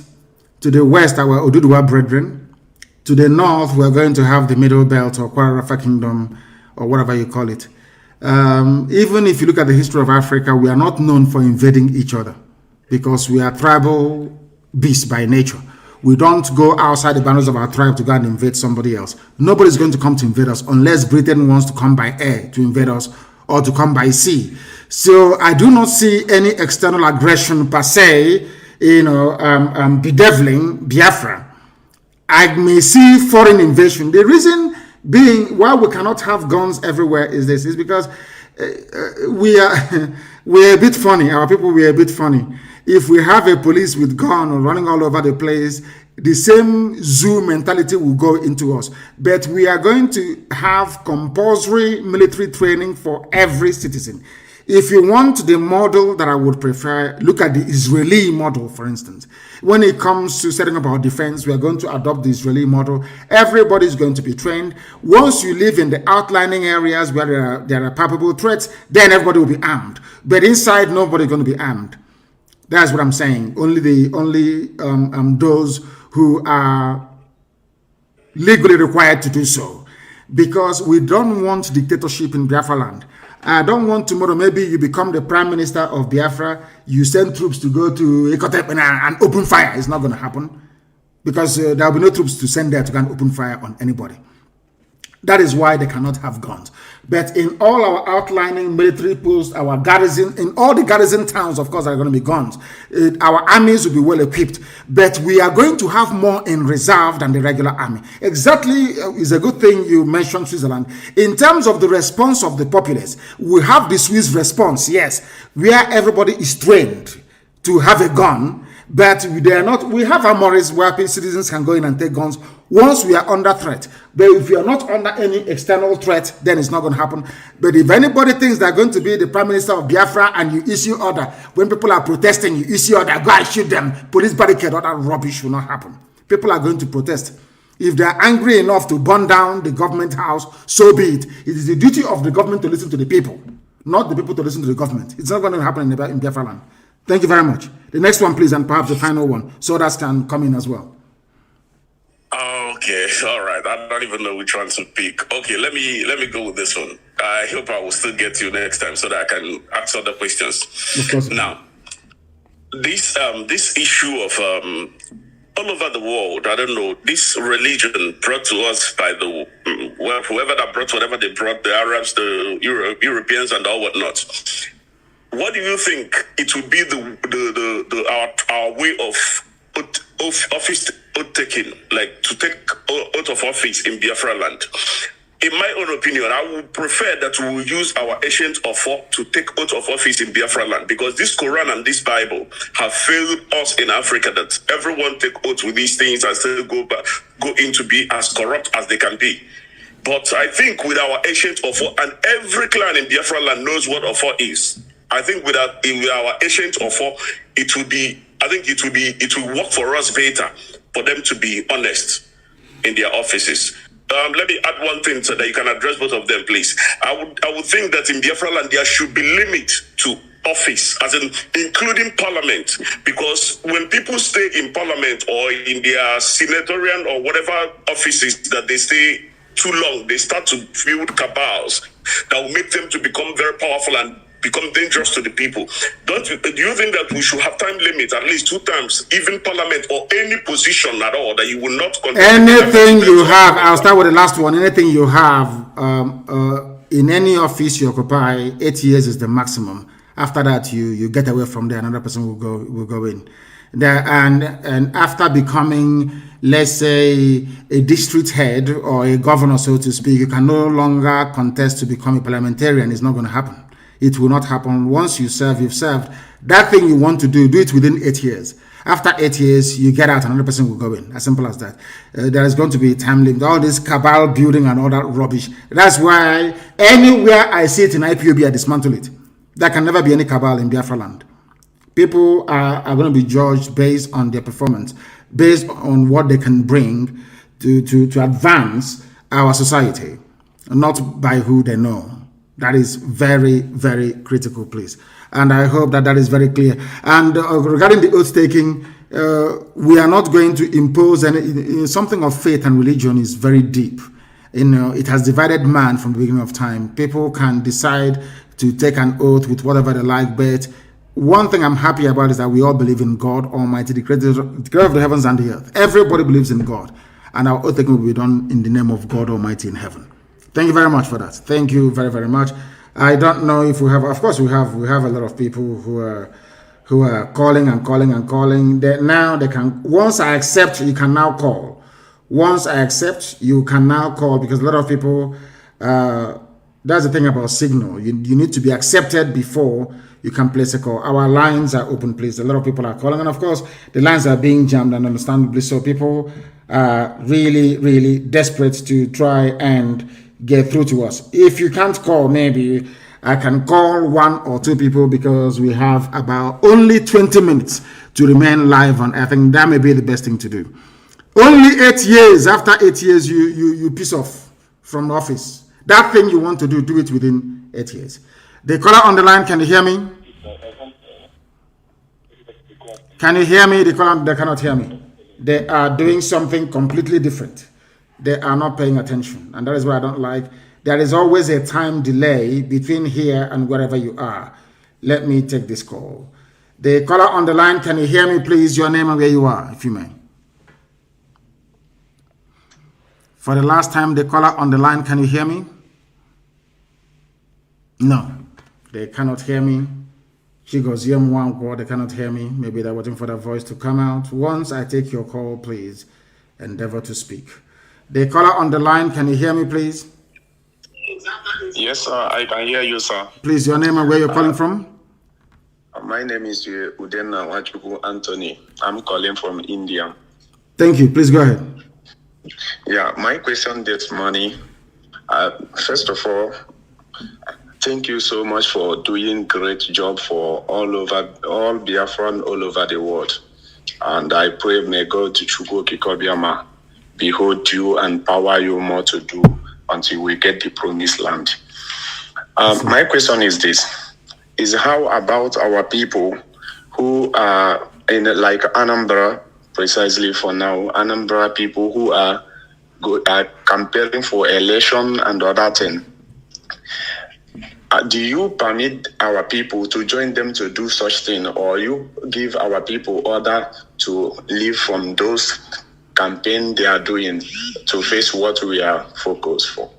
We are focused on liberation. What stupid campaigning are we doing? What stupid, useless campaign? There are people who argued, and quite convincingly, of course, that we should participate in elections for a simple reason that if we participate, then all these criminals that are imposing on us will not be there to make our life doubly difficult. Because right now in Biafra land, we are always fighting two constituencies. One is Fulani, in fact, three Fulani bandits from abroad, Fulani bandits in Asorok, and Fulani bandit stooges in government houses all over the place. That we should reduce the number of fronts that we have by making sure that we put people in power. But the thing is that you put them there, they rig the election, you talk, America will issue a statement saying that the election was legitimate. So we don't know yet. That debate is still ongoing, and DOS will debate it extensively with the Parliament of the People and then recommend the way forward. As for me, my recommendation is that we do not participate in any stupid electioneering in Anambra State. For now, for the time being, that is. Thank you very much. We are focused on freedom. I have another announcement to make for people who are living in India, because I know most of us are listening to today's broadcast. I urge every IPOP who are living in India to try as possible in April 11 to join in our broadcast, in our supporting of ESN. I urge everywhere, wherever you are in the Indians, Africans, Biafrans, and whatever you call yourself. You people know what Indians are doing to us because we don't have a nation. That's why we are sustaining our people. Police of Indians are killing our people. I urge everyone today to join us that very day to support ESN so that we get our home, so that we get our promised land. Thank you so much. And I use this opportunity to thank our leader in India here, Mazi Nnamdi, for great work he's doing. Thank you very much. Thank you very, very much for that. India is doing wonderfully well, I believe. Very, very critical. Somebody is saying it is very important that I call them. We shall see. I will call you. The caller on the line, can you hear me, please? Your name and where you are. Hello, good morning, Mazi. Good morning to you, please. Your name and where you're calling from? Okay, my name is Eyufame Erumosele Ebiremole. I am in Gudomigodo, Biafran. Wonderful. Please go ahead. I want to thank you so much for all you have been doing. God bless you. You have been doing so much well. I have one question. Go ahead. Go ahead. We are listening. Go ahead. We are listening to you. Go ahead. Okay. Yes, we are going.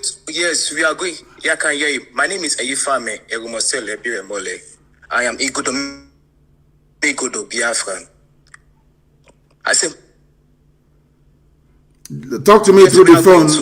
Don't talk to me. Listen, talk to me through the phone, not through your listening device, because there's a delay.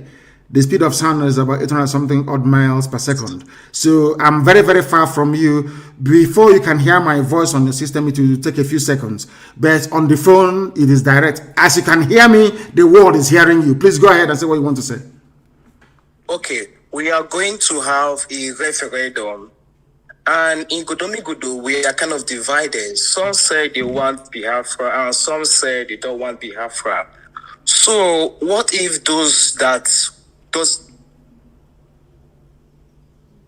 Go ahead. Can you hear me? His line is breaking. Yeah, go ahead. I can say you. Go ahead. Like those of us that want Biafra. Yes. What if the votes that doesn't want Biafra is more than those of us that want Biafra? So now Biafra has been restored. Are we going to have a new Igodomigodo in Biafra land? Since we are divided. Some say want Biafra, some say they don't want Biafra. So those of us that want Biafra, we're going to live in Biafra and form our own Igodomigodo and leave our borders behind. So that's my question for this morning. Then I'll answer it this way. You campaign and you go to a referendum and it goes, the majority says they don't want Biafra. Then Igodomigodo will not be part of Biafra. Because the majority will always carry the vote. It's one man, one vote, one woman, one vote. If that is it is your responsibility and duty to campaign, that is where you have a campaign to win more people over. But I do know that if there is a referendum today, people will opt to come, Igodomigodo will opt to come with Biafra. I know that for sure, because they know that Biafra is the light of Africa and indeed the light of the world. They want to come with Biafra, of course. So don't be too despondent. But in the case where Igodomigodo turns to and says they don't want Biafra, then we have to respect the wish of the people. Whatever they want is what we're going to give to them. Then people like you can now migrate towards the same Edo. I think Ibuakre is naturally Biafra anyway, which is Ewanke. Then you move slightly to Ewanke to be part of us. As simple as that. And I'm sure Ubiaja, which is Eshan, will come with Biafra anyway. Yes, so you're talking about the main Bini kingdom itself, inside Bini city, Bini kingdom itself, inside Bini city. That's entirely up to them where they want to go. But I do know for sure that Isoko, Urobo will come, Ubiaja will come, and all the other outlining ethnic groups that will come with us. That's what I know for sure. I'm not sure that Bini city itself would come, because Biafra will be a republic only if some special arrangement can be reached, because Biafra is going to be a republic in every way. Every man must be born equal before God and before the law. Okay? Okay. Thank you very much. Thank you so much. Thank you very, very much. Igodomigodo is also with us, of course. Biafra is every. Forget about all the nonsense that some idiots we are Aborigine of Cross River and of this. I feel sorry for them, but men at work, even in Akwa Ibom, men at work. Biafra is everywhere. There is nothing anybody can do about it. Are they going to arrest us? Yes. Are they going to do all these things? Yes. But in the end, Biafra will come. And as they're arresting us, we're also arresting them. Mind you, we're also arresting them. And in the fullness of time, you will see evidence of that. They call on the line. Can you hear me? Yes, I can hear you, Mazi. Good morning from India. Good morning to you. My name remains Mazi Nnamdi.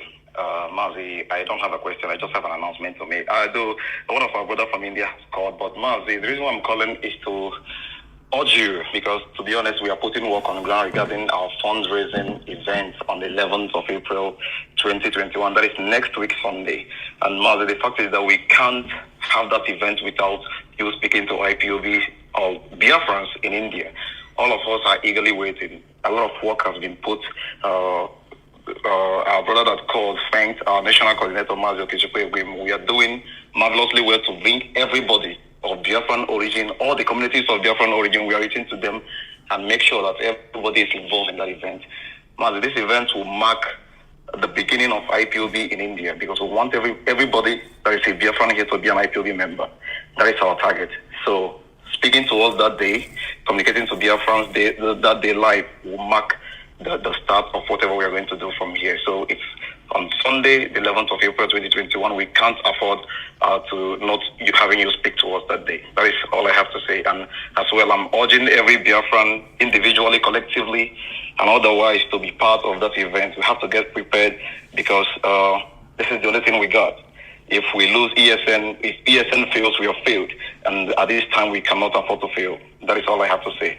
Thank you very much for that. And I'm sure our people now understand it. Unless they want to be refugees in Ambazonia. And Ambazonia, there's also a war going on there. Unless maybe we want to go into the sea and drown. You know, if you don't support ESN, the next option is that you will go, they'll take your land from you and you go on exile. If in doubt, ask my Yoruba brethren. They will tell you, those of them who are in the Republic. The caller on the line, can you hear me?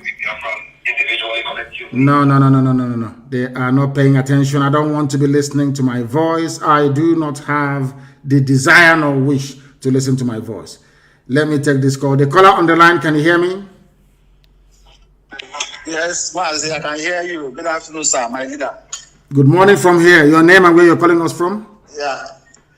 My name is Mazi Nnamdi, calling from Cambodia. From Cambodia, please go ahead. Yeah, Mazi, I just want to appreciate you for the good work you have been doing for us. I just want to also contribute to the person that was asking about the people from Igodo. If the people that disagree to go with Biafra, the Biafrans will be more than them that accept that they are Biafrans. The truth is that even people from northern side of the zoo called Nigeria will be eager to join Biafra when the time comes. I agree with you. So I agree with you. We don't need to beg anybody to join Biafra. Even those who are saying that they're not Biafra, and we're even foreseeing people from outside Africa, outside the shores of the zoo called Nigeria, coming to beg to be Biafra. Just like the way we have it in America. Everybody is eager to go and be an American citizen. You see people jumping fence, climbing hills, and just to be an American citizen. So that is what it will be. Yes, it's true. We don't need to worry ourselves or bother ourselves about who will become a Biafra or who wants to be or who is not. Yes. So they should not worry. Just like you told them, all they have to do is just to campaign, sensitize them, tell them the things that they want to hear, let them know the truth. On that day, if they say that they are not Biafran, let them be. At a time, they will still beg to become a Biafran. So we are not begging anybody. So thank you so much for having you allow yourself for God to use you to liberate our people. So we will be praying for you, and we are also praying for ESN, and we are also praying for those unknown gunmen who are making us proud, even though they are attributing their work to ESN, which we know that those are Pharisees. They are just making up things that are not worthy to listen to. So that is my conclusion, Mazi. Thank you and God bless you. Thank you very much and God bless you. You even answered the question more than myself. You answered the Godo referendum question better than I did, and I thank you for that. I thank you for that clarification, bringing clarification to what we are doing. I have a caller on the line, please. Your name and where you're calling from. They are also making the same mistake they have always made. The same mistake they have always made. The same mistake they have always made. People are calling us. If you may not be able to reach us, then I shall endeavor to go to you. When your phone rings, then pick it up. The caller on the line, can you hear me, please? Your name and where you are. Hello. Yes, please. Your name and where you are. Yeah. Hello? I can hear you for the last time. Your name and where you are. My leader. Yes, please. My leader, my lord. Good morning, sir. Good morning to you. I'm calling from Italy. From Italy. My Go name ahead. is Austin. Austin from Italy. Go ahead. Yes. My name is Austin. So I want to know my side where I come from Asia. Are we fully Biafra? Yes. I want to confirm from you. Ubiaja is fully Biafra.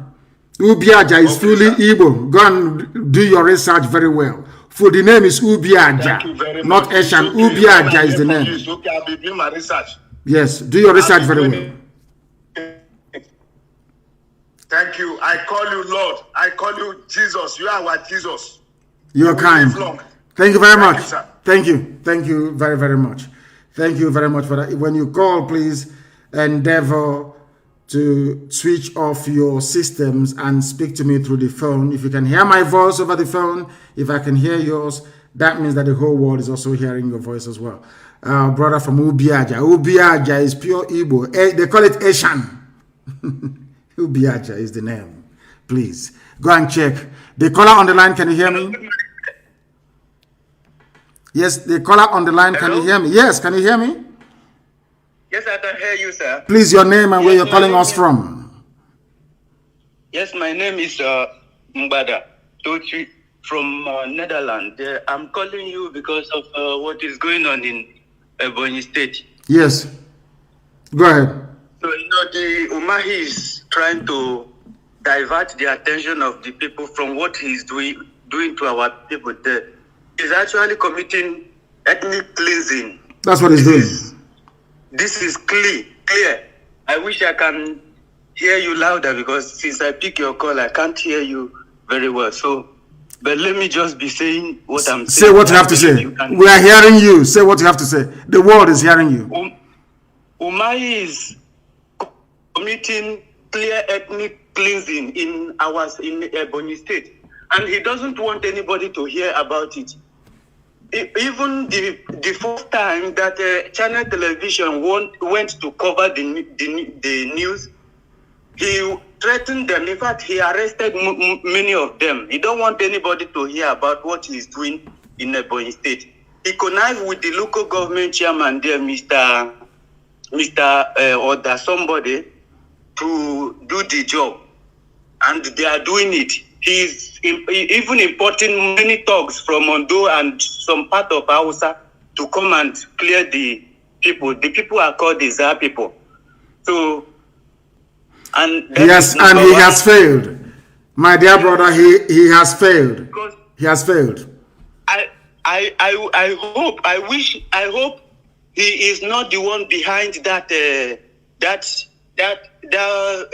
Fulani this thing that just happened, because there was never a Fulani attack, such attack before. Only now that there was a pressure for him to stop this genocide, that he then know that he have a hand in that ethnic cleansing. The international community was pressurizing him last week. He doesn't know where the pressure was coming from. All of the sudden, we heard that Fulani just went and attacked. So, but thank you for all the whole thing you do there. I know, and I recognize that you defended our people there, and we proceed them to Nsukka. We'll find them and we'll kill all of them. We'll proceed them to Nsukka, and their army is protecting them. The Nigerian army are effectively protecting terrorists in and around Nsukka. I am informing the governor of Enugu State, Ifeanyi Ugwuanyi, to let him understand what is going on. The same 82 division responsible for the slaughter of the innocent people, even that the USA report did not mention, they are now defending their fellow Janjaweed in and around Nsukka. They will all fall there, that I can assure them.